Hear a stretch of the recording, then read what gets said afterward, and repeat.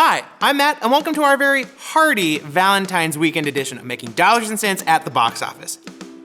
Despite 50 Shades Darker topping the charts on Friday, kicking off the weekend really strong, in the end it was the Lego Batman movie that ended up dominating the box office this weekend. Finishing at spot number 1 this weekend was the Lego Batman movie, which ended with $53 million from just over 4,000 theaters. Now yes, that is technically below what the studio expected for the film's debut, but given that $53 million is already over half its $80 million production budget, and the fact that the film also pulled in $37 million from the international box office, this film certainly had a successful weekend, and plenty of admirers across the globe coming out to get caught up in this fun, action-packed, laughable time at the movies.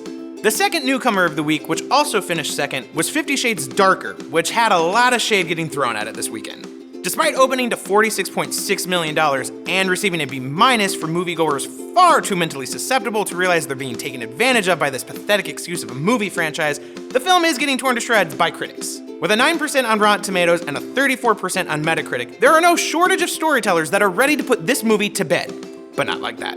The truth is, at the end of the day, no matter how you want to look at this film glamorizes a certain level of domestic abuse, specifically that of mental and emotional abuse, as we see the male protagonist, Christian, manipulating the main character, Anna, into being his own little personal plaything. Sure, the sex is sensationalized, and while you can try and say that the movie is far less twisted than the book series is, let me stop you right there. The film is only helping to advance said book series and luring people into believing lies that this is okay and completely normal for them to be treated like this, that consent doesn't really matter as long as the other person loves them, or that this is what real love even looks like, so it's okay. I don't have a problem with the sex in this movie or even the sex practices depicted. My problem with this movie has everything to do with how the sex is initiated and the diminishing importance of consent.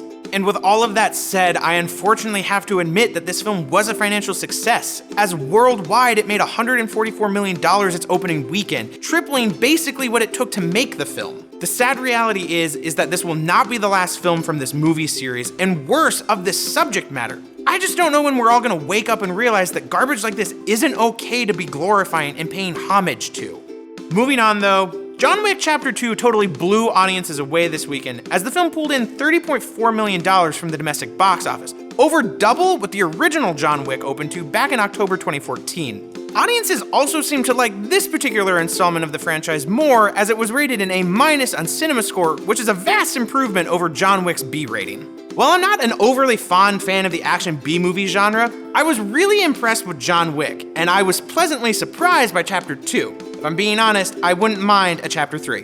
Now looking ahead to next weekend, Batman may have to let go the number 1 spot at the box office with 3 pretty big audience pleasers hitting theaters this weekend. First up, we have Fist Fight, starring Charlie Day and Ice Cube.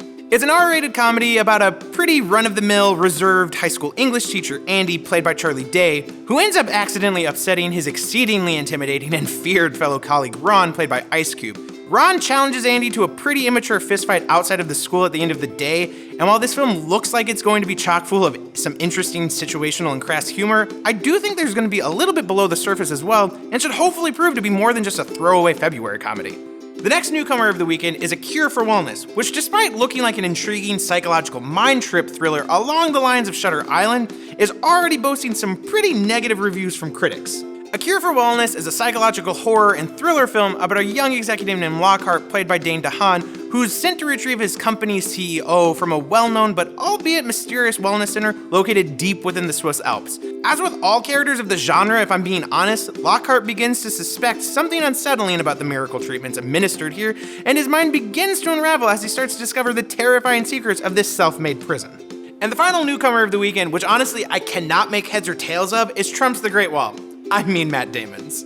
This film is an epic historical fiction adventure piece with plenty of monsters and vibrant colors and action-packed battle scenes ready to make you forget that it's only 20 degrees outside and instead make you think that it's the summer and you're watching a massive Hollywood blockbuster. The Great Wall also boasts a huge cast of racially accurate actors and then Matt Damon, which looks wildly out of place and honestly for me is the one particular element of this film that I just can't get over.